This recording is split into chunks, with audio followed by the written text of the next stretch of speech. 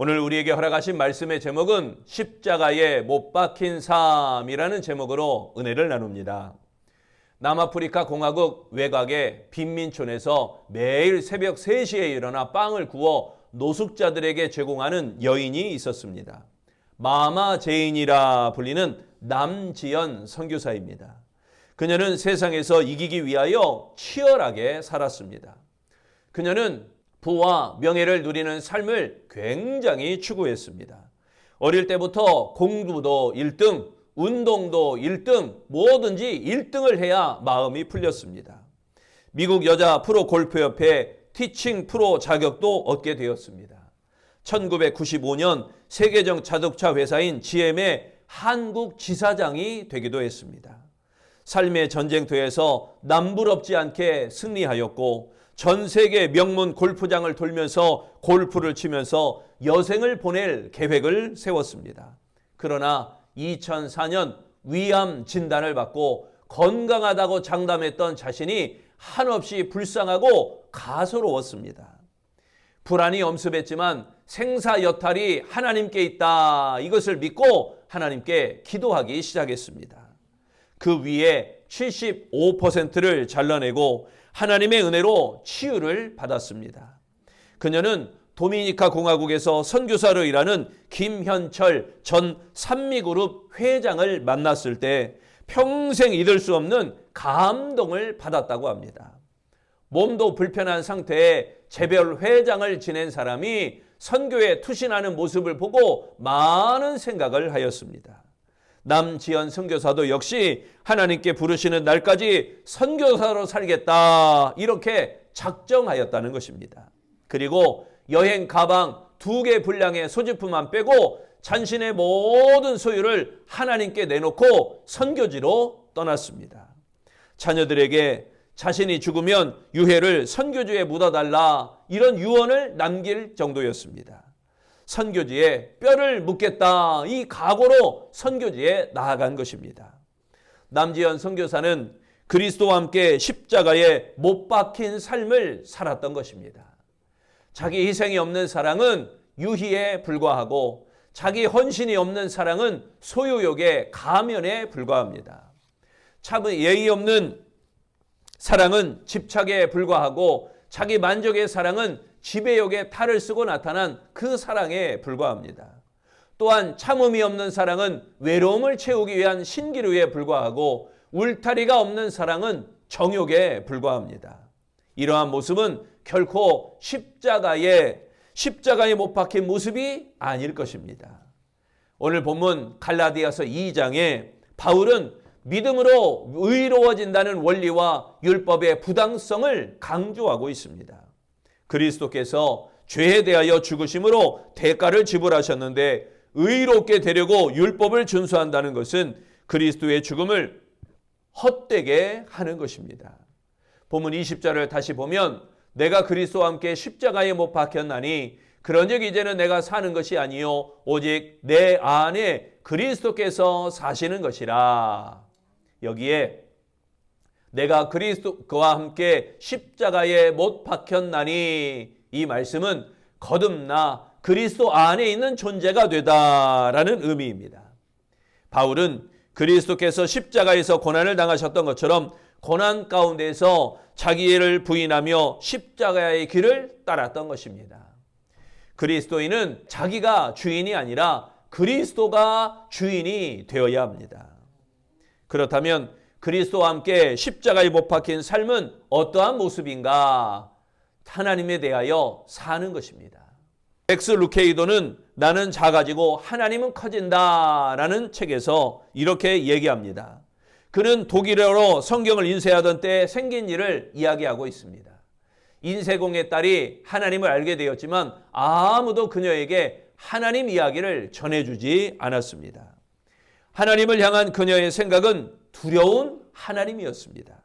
어느 날 인쇄소 바닥에 성경 구절이 적힌 종이를 하나 줍게 되었습니다. 한 면에 이런 글자가 보였습니다. 하나님이 세상을 이처럼 사랑하사. 인쇄소다 보니까 찢어지고 파진하고 한 것에 일부분이 적혀 있는데 하나님이 세상을 이처럼 사랑하사, 그리고 안 보여요. 그러더니 한 조금 뒤에 보니까 주셨으니 라고 있는 거예요. 뭘 주긴 줬는데 인쇄소라 보니까 잘 인쇄가 안 돼서 지워져서 안 보이는 겁니다. 그래서 나머지 글자가 보이지 않았는데 그녀는 그 말씀에 감동을 받았습니다. 하나님이 무엇인가를 주셨다라고 생각하니 하나님에 대한 두려움이 기쁨과 평안으로 바뀌었던 것입니다. 어머니는 딸이 즐거워하는 이유를 물었습니다. 그녀는 주머니에서 종이를 내보이더니 어머니가 보고 물었습니다. 하나님이 무엇을 주셨는데? 하나님이 뭘 주셨는데? 라고 했는데 무엇을 줬는지를 모르잖아요. 딸이 머뭇거리다가 대답했습니다. 저도 몰라요. 하지만 뭔가를 주실 만큼 나를 사랑하시는 하나님이시라면 내가 두려워할 이유가 없잖아요. 하나님께서 무엇인가를 주실 만큼 사랑하시기 때문에 담대하게 하나님 앞으로 나아가야 한다는 것입니다. 나를 위하여 피를 흘리신 그 아들을 주셨기에 우리는 구원받은 하나님의 자녀가 되었던 것입니다. 19절에 또 말씀합니다. 내가 율법으로 말미암아 율법에 대하여 죽었나니 이는 하나님에 대하여 살려 함이라. 여기에 하나님에 대하여 살려 함이라 이 말씀은 율법에 대한 집착과 그것을 지키려는 노력을 포기하였다라는 의미입니다. 바울은 고정관념인 율법을 버리는 일이 참 어려웠습니다. 바울이 지금까지 일생토랑 생명처럼 여기던 것이 하루아침에 내버리기가 쉽지만은 않았습니다. 율법을 끊어버리지 않으면 구원받은 백성이 될 수 없다기에 단호하게 끊어버렸던 것입니다. 구원받은 하나님의 백성이 되기 위해서는 하나님을 믿기 전에 그 고정관념을 버려야 한다는 것입니다. 예수 믿고 구원 백성이 되었으면 천국 백성답게 새로운 의식과 새로운 사고의 틀이 마련되어야 한다는 것입니다. 그러나 아직도 섬김받는 자가 높은 자요, 아직도 섬기는 자가 낮은 자라는 생각을 가지고 있다면 속히 그 생각을 버려야 한다는 것입니다. 그것이 바로 하나님에 대하여 사는 방식입니다. 얼굴이 잘나도 머리가 똑똑해도 가진 재산이 많아도 하나님 앞에서 인정받으려면 그리스도와 함께 십자가에 못 박혀 잘못된 사고방식과 잘못된 고정관념을 버려야 할 줄로 믿습니다. 두 번째, 그리스도와 함께 십자가에 못 박힌 삶은 내 안에 주가 사는 것입니다. 과학기술처 장관을 지낸 정근모 박사, 이 정근모 장로님이 나는 위대한 과학자보다 신실한 크리스천이고 싶다라는 책에서 자신의 아들 이야기를 합니다. 아들이 10살 때 만성 신장염으로 수술과 회복을 반복하다가 36, 70 나이로 세상을 떠나게 되었습니다. 아들의 투병 과정에서 정근모 박사는 자신의 믿음이 성장했다 이렇게 이야기합니다. 그는 아들과의 장면을 다음과 같이 기록합니다. 우리는 진우가 천사처럼 밝은 표정으로 하나님 곁에 가는 것을 보았습니다. 그래, 이제 내 말처럼 천국으로 갔구나. 진우가 요원처럼 들려주었던 말을 떠올리며 나는 입술을 깨물었습니다.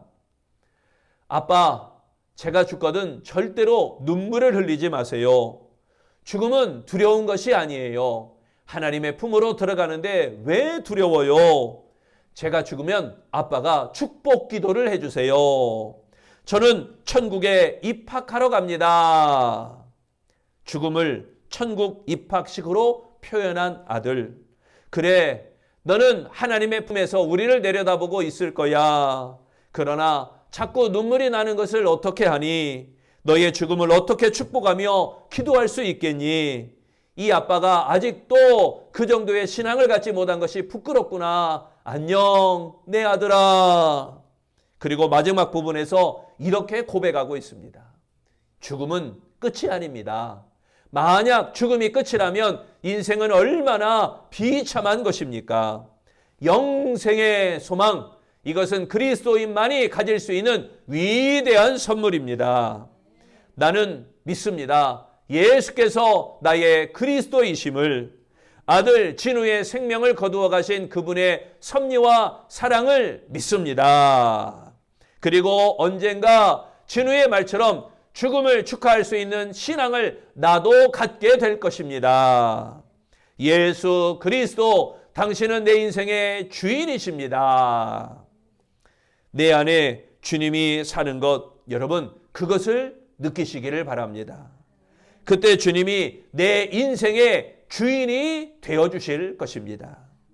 20절을 또 봅니다. 내가 그리스도와 함께 십자가에 못 박혔나니 그런지 이제는 내가 사는 것이 아니요 오직 내 안에 그리스도께서 사시는 것이라. 여기 내 안에 그리스도께서 사시는 것이라, 이 말씀은 그리스도가 심령의 주인이 되시다라는 의미입니다. 바울이 율법에 대해 죽지 않았던 때는 자신이 주인 노릇을 하였던 때였습니다. 그런데 그리스도와 함께 십자가에 못 박혀 자아가 죽고 자신 안에 그리스도께서 사시게 되었다라고 고백하고 있는 것입니다. 곧 주님이 주인이 되셨습니다. 우리 그리스도인은 예수님만이 자신의 전부이고 또한 자신이 존재하는 목적이 되어야 한다는 것입니다.